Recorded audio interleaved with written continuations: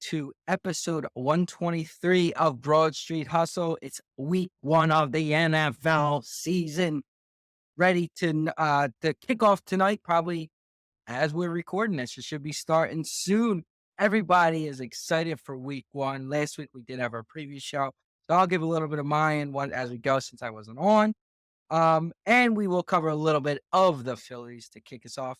And as always, we'll finish with our picks, which is everybody's favorite segment. And I'm proud to announce that I couldn't announce it yet, but it is official. We have a sponsor for our picks, and it is the one, the only Giovannina's Pizza. You've tried the rest, now try the best. Kick off the NFL season with a pie from Giovannina's. All right, let's jump right into the show tonight. We are going to go around the horn. I got Jason Sayada. If some of us don't improve with our picks record, Giovannina's may back out of the sponsorship.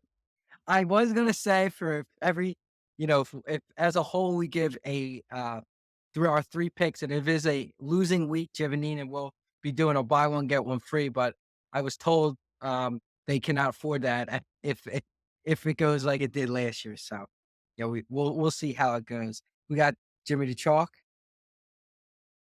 I mean, I think the logical result should be Giovannina should book whoever is making the bad picks, because that's never been done before, right? Run a book out of the back of a pizza shop. There may be some characters there if you stop by for your pie. And lastly, we got Christopher Michael Meeker.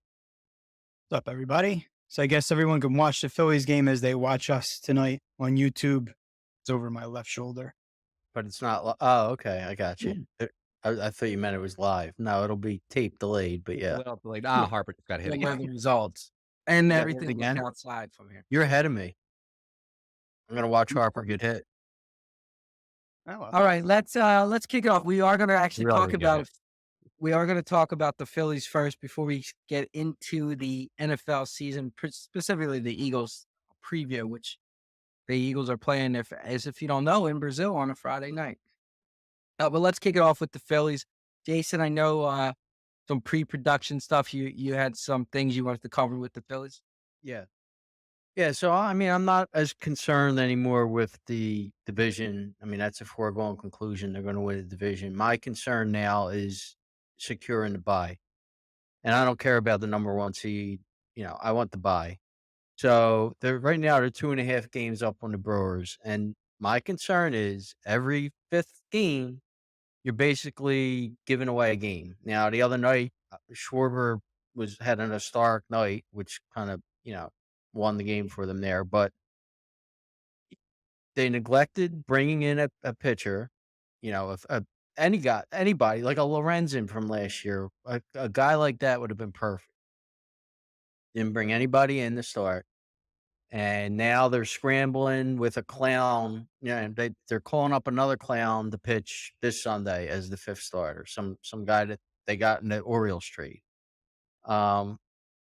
And my concern is now you're in a battle for that bye. You do not want to fall out of the bye because you'll probably get the Braves in the first round in a 3-game series with Chris Sale, who they're not going to hit, with that Lopez guy that they're not going to hit, and then Fried they hit, but I mean, don't discount Fried. He's a good pitcher, and anything could happen in a 3-game series. I want to avoid a 3-game series at all costs. So, very important to get this bye. Schwarber is now red hot. Hopefully, he didn't get hot too early. Hopefully, he can carry it over for another month and a half or 2 months, whatever we need here. But at least Schwarber's hot. Harper is banged up. I don't know if he's ever going to get better this year, but that could be an issue. But guys like Marsh, who we bashed last time we spoke about the Phillies, he's come around. He's actually giving you some good at bats. He's hitting the ball pretty hard now, the opposite way and stuff. So, just some things to think about. But again, all I want from a fifth starter is I want 5 innings, 3 runs. It's still a horrific ERA, 5.4, whatever it is, but keeps you in the game. the guys that are throwing out there now, whether it's Walker or it is Phillips' character, this guy Johnson now that they're bringing off, like, It's not even it's the fact that they're giving them up in the first inning too. Like they're you're not out of the game in the first yeah, inning. you're out of the game in the first inning. That's what's Yeah, just give them a fighting chance. 5 innings, 3 runs. It's a fighting chance to win the game. Chalky. What do you think there? Well, I mean, that the bye is going to come down to the 3-game series with Milwaukee. And the way they have the rotation lined up now, it's assuming they keep it as is and don't change, you're going to have Suarez, Wheeler, Nola in that order in the series. So those are your 3 best pitchers. You want to argue Sanchez over Suarez, whatever, but it's Wheeler, Nola. You got to win 2 of those 3. That's the bottom line. And you got 4 against the Marlins. You got to win these first. You really got to. You got to take 3 or 4. Really, you should win these first 3 with Suarez, Wheeler, Nola pitching if all goes right. Chalky, is that series here? No. No, It's it's in Milwaukee? It's in Milwaukee. Ooh. Okay. So, I mean, you can't afford to get swept for sure, and you want to get 2, but you need at least 1. But you're going to have your best pitchers on the mound for that series. And I wouldn't call the kid that's starting Sunday a clown necessarily. I know you're probably just being facetious, but I mean, he's a prospect and he's had 1 earned run in 3 starts in AAA. So who knows if he'll be any good, but But he's earned a shot. 26. He's 26 years old. Well, it's not like he's a kid. I mean, he's Well- been around the block. He's never been in the big leagues before. I don't think, has he? That I don't know, but 26 years old in AAA is Tyler Poor Phillips pitcher too. territory. Yeah. Well, I mean, and if he doesn't do well, then you have. I mean, where they kind of got screwed was they ran out of options on, was it Allard or whatever? They had to send him down, but they can't call him back up until next week. So they need at least 1 start out of somebody else. And okay, so you don't want to rely on Allard or Allard or whatever his name is, but he's pitched decent enough. And for a 5th starter, that's only going to have 2 or 3 starts the rest of the year. I'm okay with that. Now, of course, 2 or 3 games could easily be the difference between the bye and not having the bye. So you just don't want to give games away. And they got very fortunate the other night with Schwarber going off to pull that game out.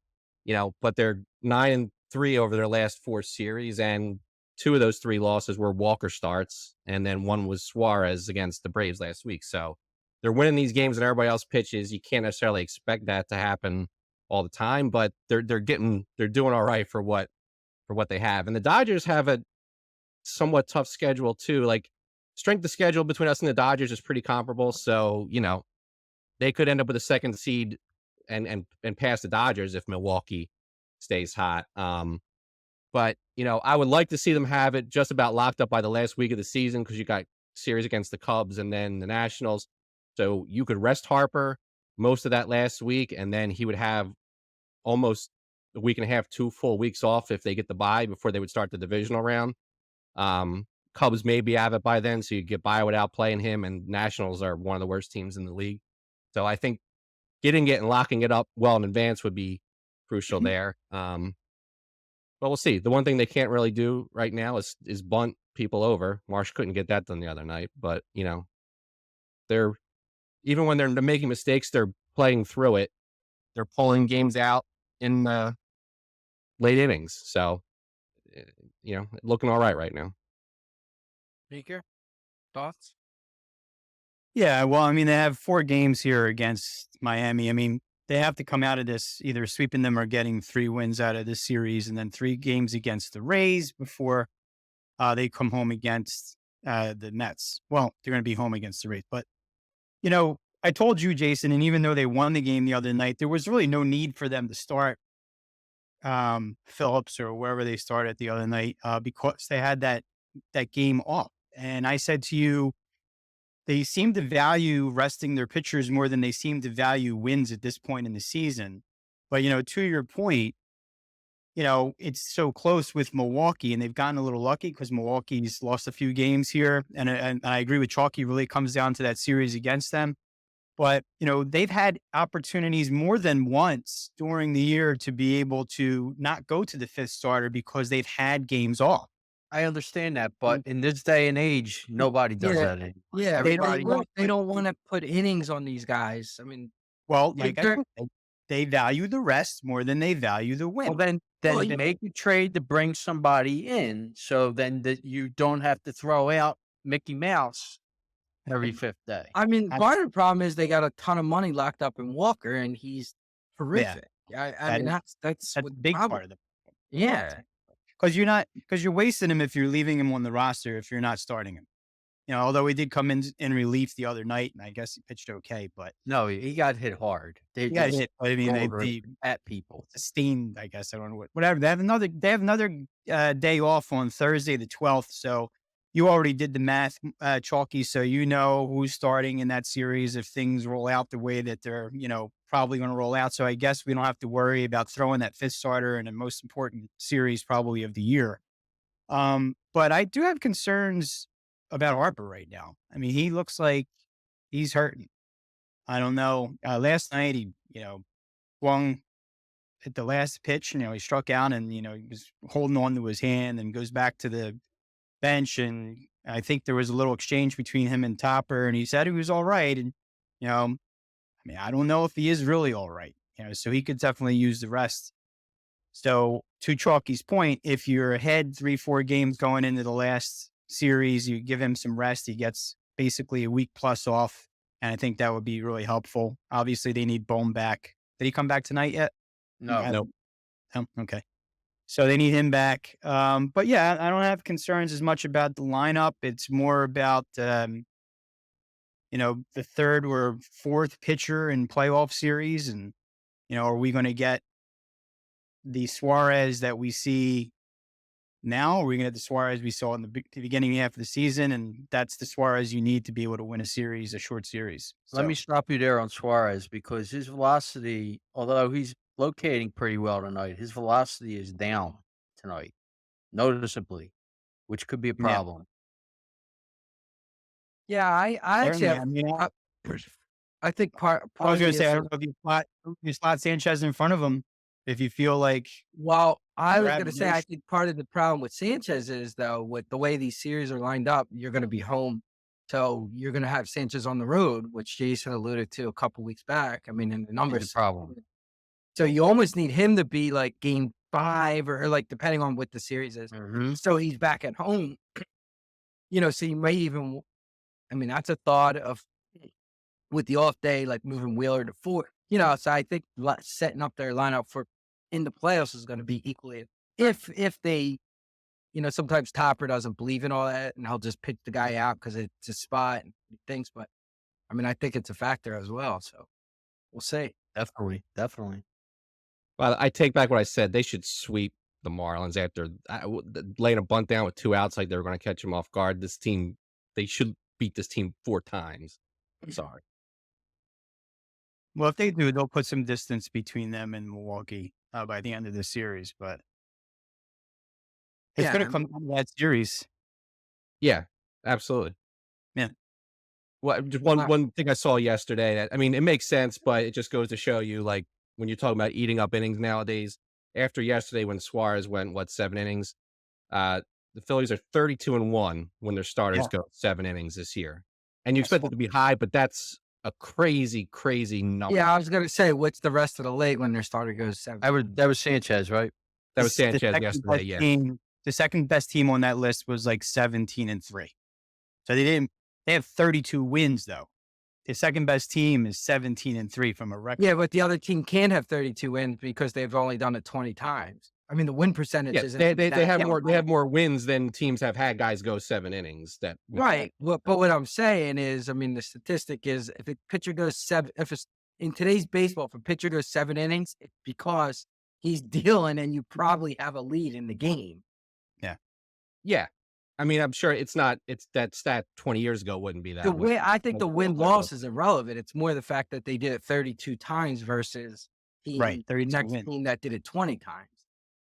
The win loss record's irrelevant to me in that. Yeah. But Here's it does another show you game. that bullpen. I mean, also if they're in close games, it does show you that the bullpen's been holding the lead. Yeah, of course. Yeah. That factors. But I just meant in the whole. I mean, you're going to have wins. It's the whole teams that run the ball more than pass the ball, but win more games because they have the lead and they're Yeah. running the ball. So All right, let's move over and on quick on the Phillies. We'll move over. We'll cover them again week to week now as the playoffs get closer and closer. But let's jump into the NFL. Specifically, we're going to start with the Philadelphia Eagles, who are currently a 2-point favorite in Brazil against the Green Bay Packers. Kind of a tale of two teams to end the season last year. The Eagles were probably one of the top 2, 3 worst teams in the league in a total tailspin, where Green Bay was playing like, top 3 team and should have, I mean, theoretically beat the Niners in the playoff game, right, to go to the championship game, but then lost. But they were hot to end the season. So, one team was rising, one team was sinking to end the season, and now they're starting off in Brazil. The Eagles are listed as the home team, which I found interesting because it actually does matter because I read Green Bay has a 1.5 hour to 2 hour commute to the stadium on the day of the game because of where their hotel is located versus the Eagles because they're the home team. Also, the locker room of the home team, they funnel noise into the visitor locker room because it's the way the soccer stadium. So they purposely funnel noise into the visitors locker room. So like halftime and pregame, they're going to hear all the crowd noise where the Eagles is not going to hear it. So I mean, it does matter on the home and away a little bit as far as location. It doesn't matter, but it could factor in. The whole thing's kind of stupid if you ask me, but that's it. That's another argument for another day. Jason, you want to kick us off with what you think about the game and where you see it? I'm going to kick it off by saying that both teams and the traveling parties were warned not to leave their hotel. Right. So, like, why are we playing in Brazil? Like, are we going to play in Yemen next year? It's like, I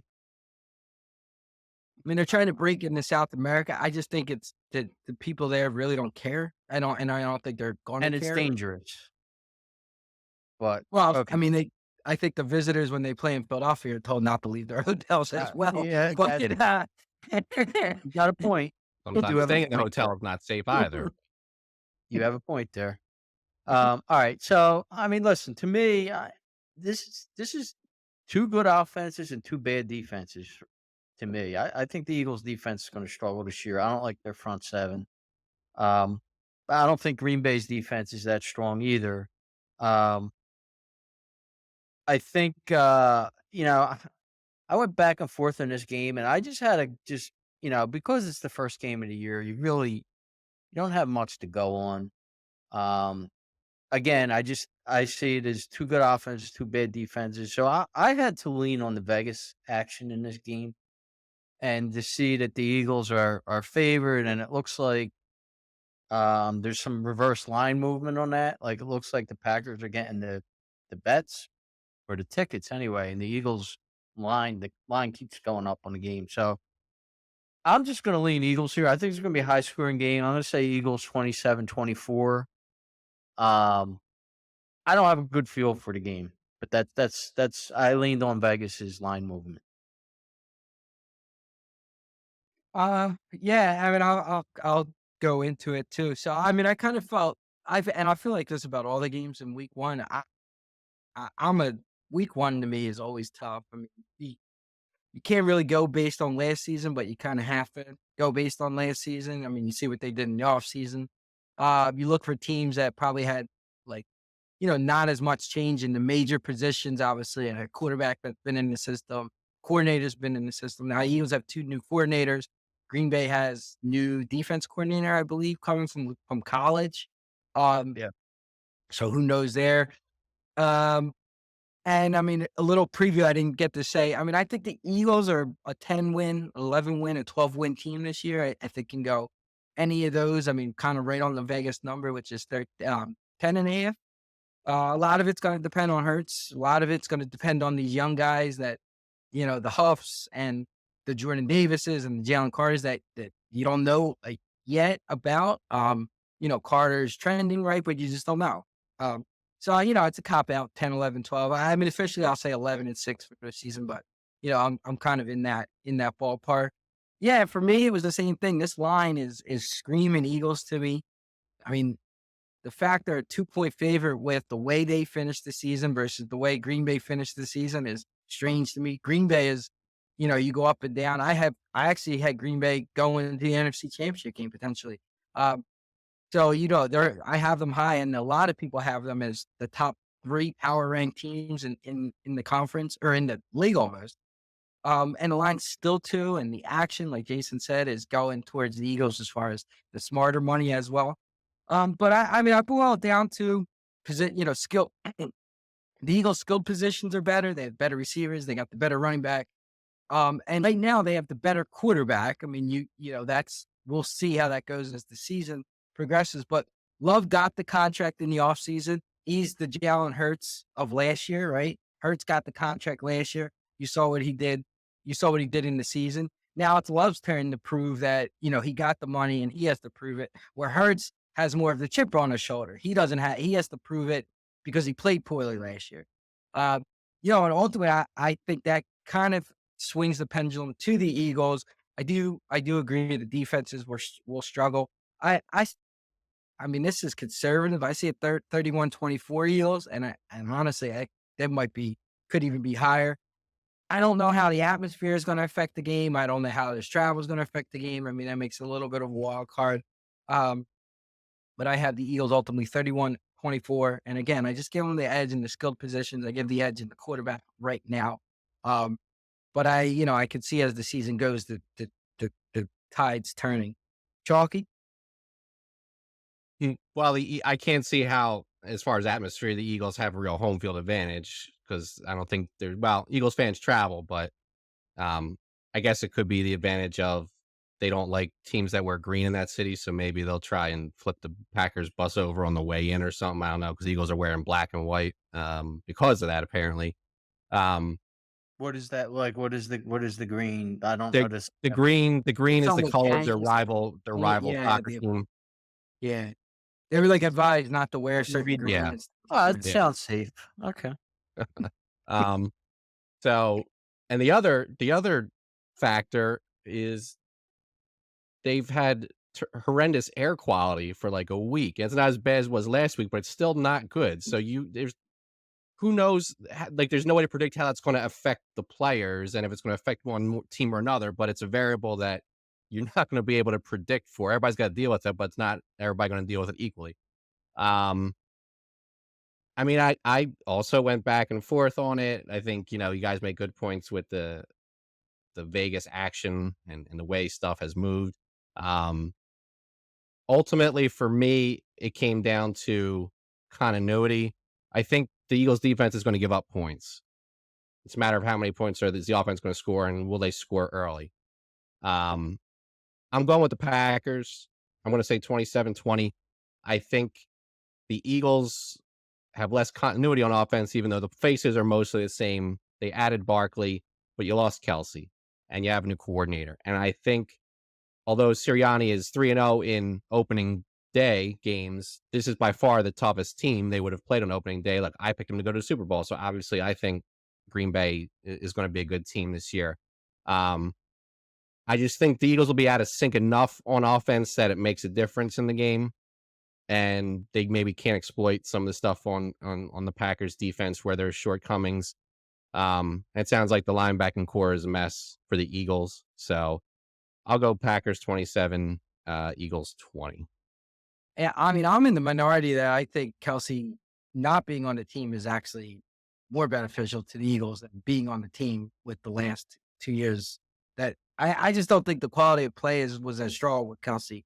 I mean, now He there's stuff dropped coming ball, out about yeah. the way the blitz was being picked up. So, I mean, he's a great player. He's just old. I mean, he was old and he couldn't do the things he could do. I mean, it's not for me as much as Jurgens won't be as good of a center. It's that, and Hertz talked about it this week, he hasn't had to make those calls. So Well, Yeah. we just don't know the that he's going to be able but to it do it. can't be worse than last year. Can't be. Oh, absolutely we They can. were the- Absolutely it can't be. Yeah, They were the worst absolutely. team the worst offensive line I've ever seen against a blitz ever in the NFL. They're going to blitz worst. them. Mhm. I'm sorry, They'll blitz. Yeah. but they can't be worse. They were the worst team I've ever seen last year. The worst I've ever seen. They can So how easily can- be worse. It can't. I disagree. Meeker. Yeah, I'm looking at a few things, which a lot of it we talked about last week when we previewed the Eagles, but I'm looking at, how their new look secondary looks against the Green Bay offense. I'm looking at how the new 3-4 defense looks against the run. I said last week, and I just want to clarify what I meant by saying Jordan Davis was the most important player on defense. I understand that he's not Jalen Carter with respect to how important he is with the pass rush, but he's extremely important against the run. And they're going to be tested this week with Jacobs at running back. He has a couple of injury issues apparently in camp, and they don't have a whole lot of depth at running back, so we'll see how that affects the game. Looking at the third and short situations this year without Kelsey, and will we see any of the shove, in these situations, or will we see them hand the ball off to Barkley, or something like that, or passing out in the flat on third down, where they were able to pick up 2 yards pretty easily. They might not be able to do that this year. Will the Packers momentum carry into the season, and will the Eagles struggles from 23 move into 24? Look, it's a new season. There's been a lot of changes. Last year may have little to do or nothing to do with what happens this year. So I don't take a whole lot from it. And I think it's going to take a few weeks for the Eagles to get used to their new coordinators. And that's the reason why I'm leaning Green Bay here. I'm going to go Green Bay 24-23. And also, I just want to add this in, and I know we've talked about it a lot. The location of this game to me is the NFL being extremely irresponsible with all the bullshit that they have to put up with security. And the whole situation just does little for me to figure out like anything with respect to betting aspect. With the air quality and all these things you're talking about, and like how the locker rooms are different for visitors versus home teams. It's just weird. I don't think the NFL is doing anything, they're doing a disservice to the players by playing this game, but it is what it is. The NFL does what they do. So we have to deal with And it. that's what's annoying. What's annoying is they changed the kickoff rule to what it is for safety. The guys can wear that stupid helmet for safety, now during the game. But then they do stuff like this, like they don't care. Like it just shows they don't care. They cared because they got a lawsuit against them, and they had to show they were making changes. And it's just what frustrates you about the NFL. But I mean, it is the NFL is a powerhouse right now. They And I'm very sure this rarely is. make a bad business move. I mean, it sounds I'm sure like this on is the big surface. money. I'm So, sure yeah, somehow but along the lines. if they care about the But players, they wouldn't be doing 3 and 4 day rest every week of the year and a lot of other stuff. So that's certainly not their priority. One other thing I'll add, I mean, just also to these points, I'm also looking at how they look in the run game and how much dynamic that Saquon brings to the run game, because I think he's a really big part of this. Of their, he's going to be a big part of their success or lack thereof this year. Of course, if he stays on the field, and whether or not Hurts kind of reverts back to the 22 Hurts, takes off when the play is there for him to take off, rather than holding on to the ball, which we talked about a lot last week too. It's not the kind of offense that Kellen Moore runs, so we'll see if that changes his game. No offense is wants a guy holding the ball. No, not holding the ball, but him running, like No, him. I understand that, but I'm just saying if he's going to hold the ball, they're not going to be successful. No, not at all. Okay. All right. Let's move the picks. Now I do have some betting trends for week 1, but I will not say them because I want to hear picks and I don't want to have anybody crossing out their picks and changing them based on these bets. So at some point, maybe I'll divulge them after the pick. I will say bad news for you, Maker. The public had their best year since 2003 last year, 139, 115, and 9. So it's inevitable that they're not going to have as good a year this year. Just letting you know. And Jason, I think you're going to carry us through some statistics from the past. Yes. Yeah, so we've done the picks for 2 years now, right? So I'll give you the all-time records. I'll give you in order. So I'm 63 and 42 for 60% win percentage, profit of $1,509, ROI of 14%. My best bets are 20 and 14 for 59% win percentage. Tommy is 53 and 47. Of course, that got smudged. I think it's 47. For a profit of $347, win percentage of 53%. His ROI is 3%. He's 19 and 14 in best bets, 58%. Meeker's 50 and 52, a loss of $685. A win percentage, again, got smudged, 49%. Would you take Yeah. these notes in the shower? No, water dripped on it, 49%. ROI of minus 7%. Best bets are horrific, 15 and 19 for 44%. Best bet winning percentage. And then chalky, 49 to 57. Loss of watch Tommy. And you're like loss of $1,158.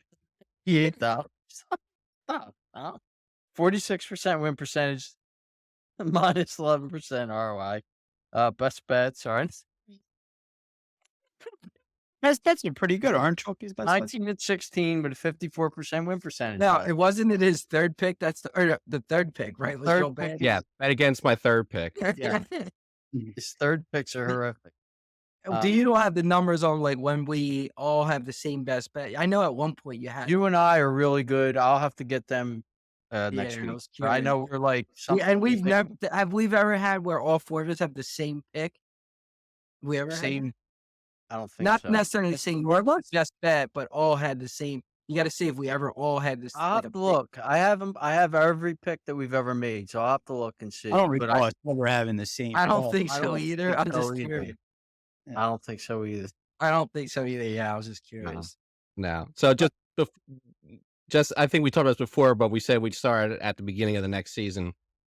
If we're counting the overall pod stats, if there's people going against each other, we got to take that game out because there's no way that'll be a positive return yeah, for the that's pod. right. And if we pick three the same game, do we count that as 3 or 1? We got to figure that out. It's got to be 3, and you just That's- if you're listening, you that's just 3. triple Gotcha. up on your Okay. bet. Yeah, I think that's 3, but I do agree you got to reduce if we go against each other. That should for overall pod stats that's going to skew the stats. Yeah, the All right. individual numbers it works, but you can't the pod. Then we'll never win. Well, Yeah, because it's an automatic loss on the ROI. Yeah, it's true. But look, before we go on, our pod picks overall pretty crazy. We're 215 and 198 with a loss of $28, which is pretty crazy over 2 years. We're all pretty much even. 52% win percentage, minus 0.1% ROI. Best bets are good. 73 and 63, 54% win percentage. That's pretty good. Okay, well, I think on to the picks now. I know in the past we kind of just picked out of a hat, randomized our picks. All right, so this year we'll do it random again. First person that comes to our mind, Chalky, you go first. you really do have too much time on your hands.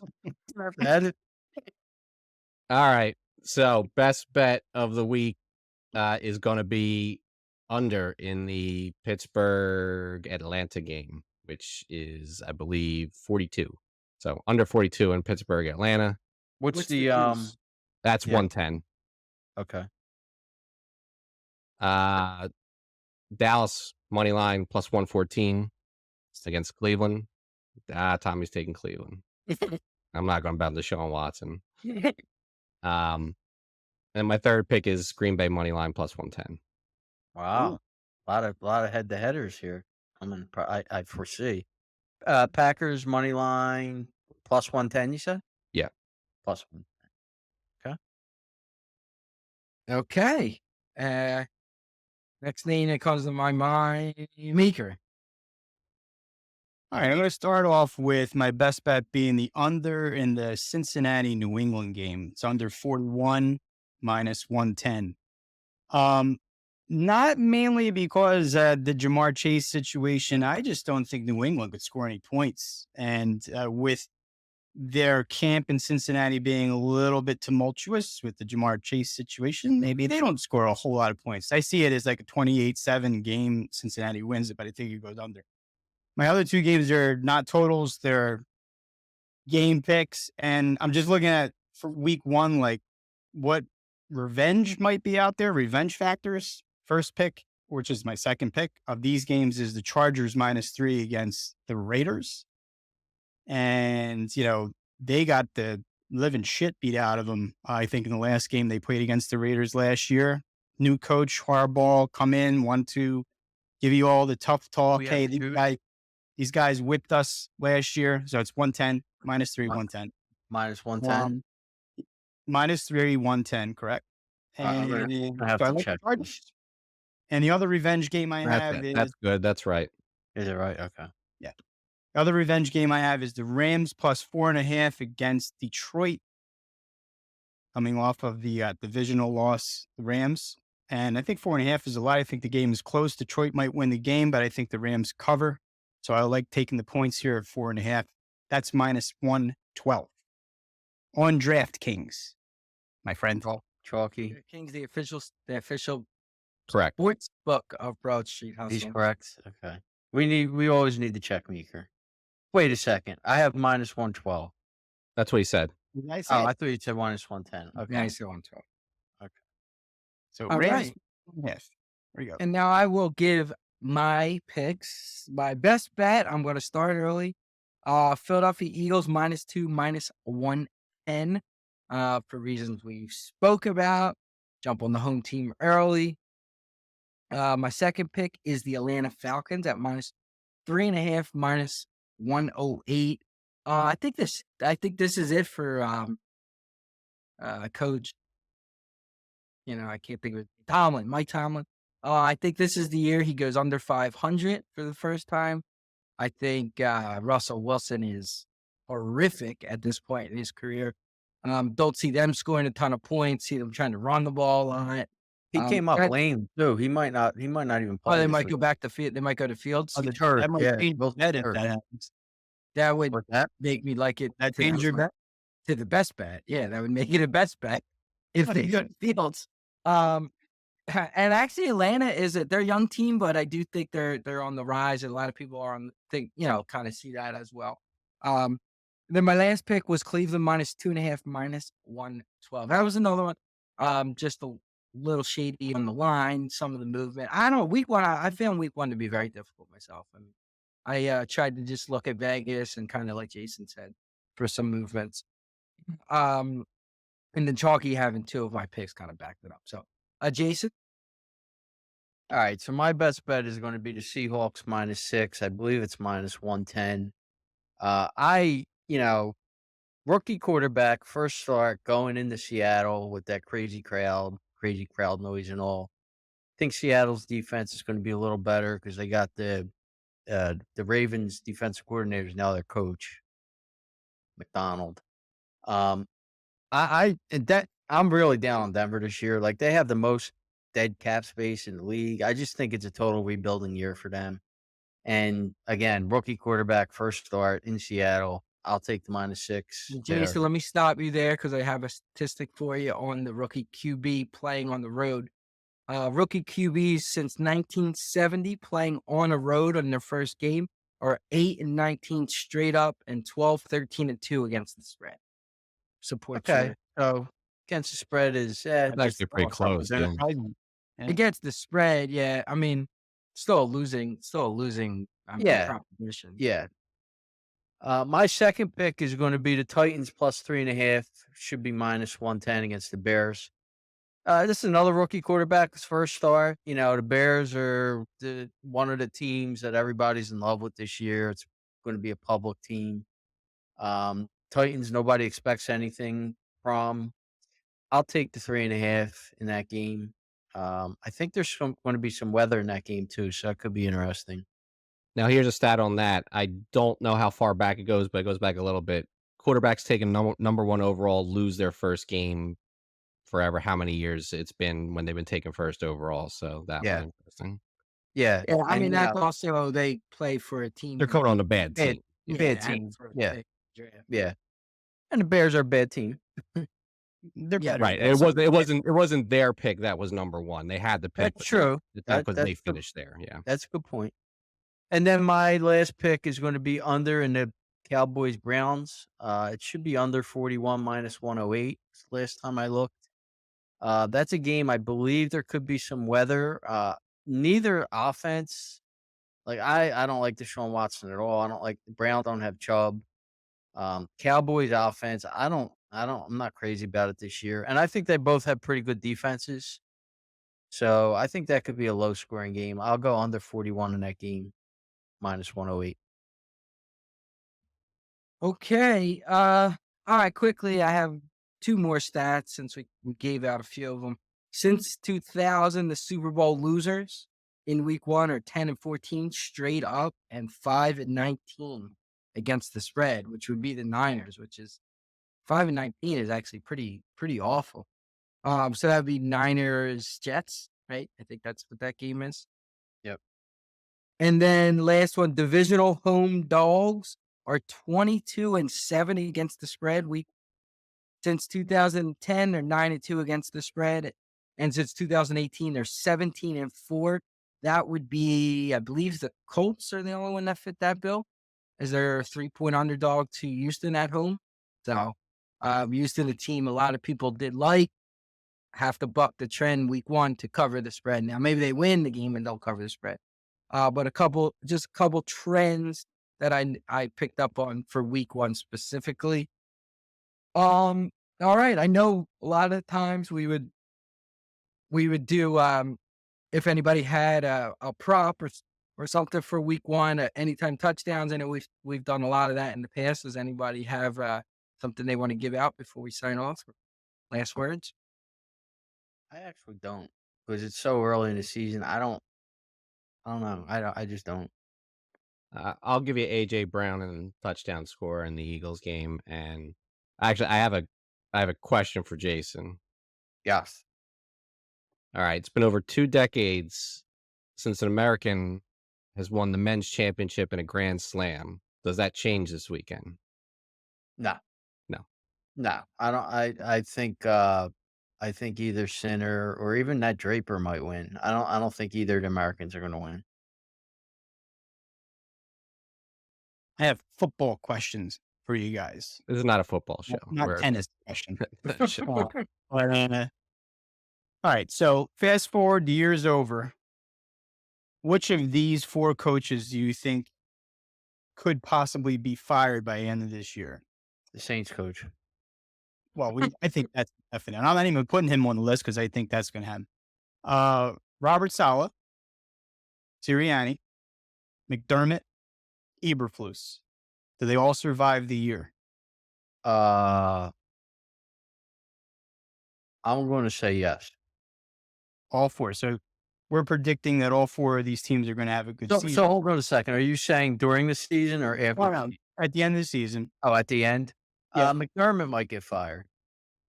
Yeah, I mean, Eberflus might get fired too. I mean, if the Bears have another 3-4 win season, they might, Yeah. I mean, they Well, might just look we at just- it where like they have the rookie quarterback and just give him a.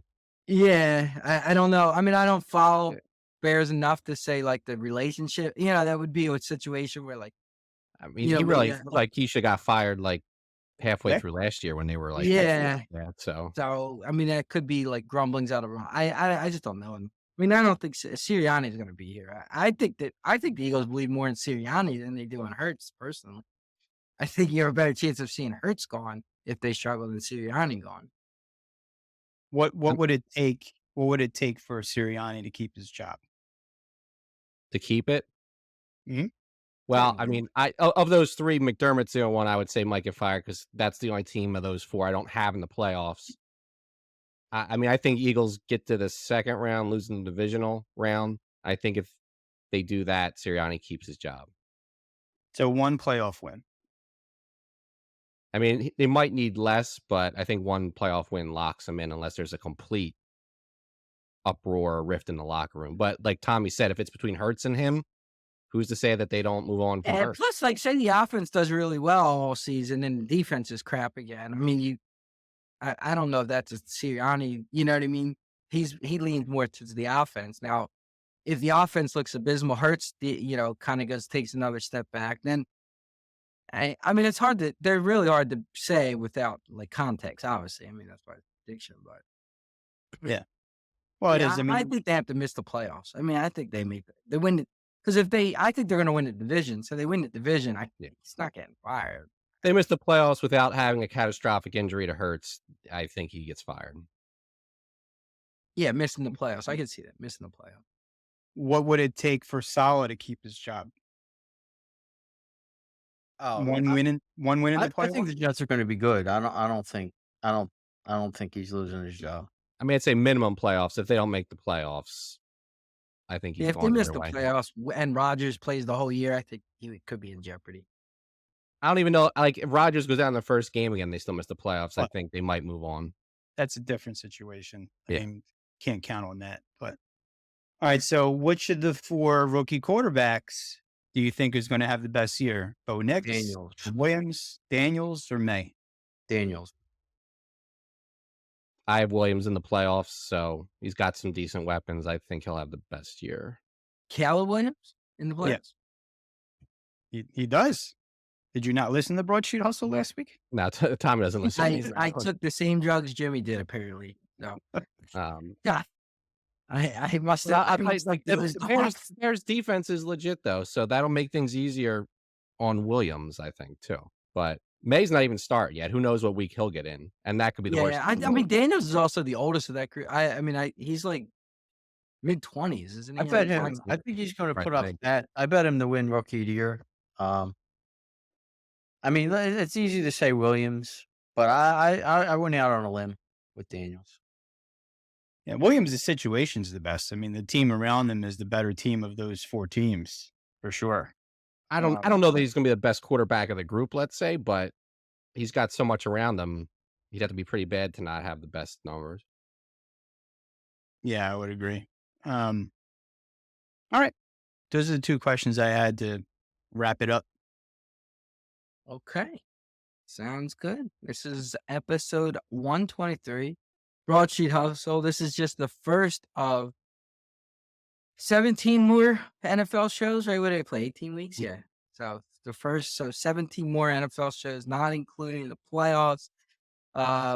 We have baseball playoffs ramping up too. So it's going to start to get very, very good. We've made it through the lull of the summer. So episode 123, Broadsheet Hustle. Have a great night.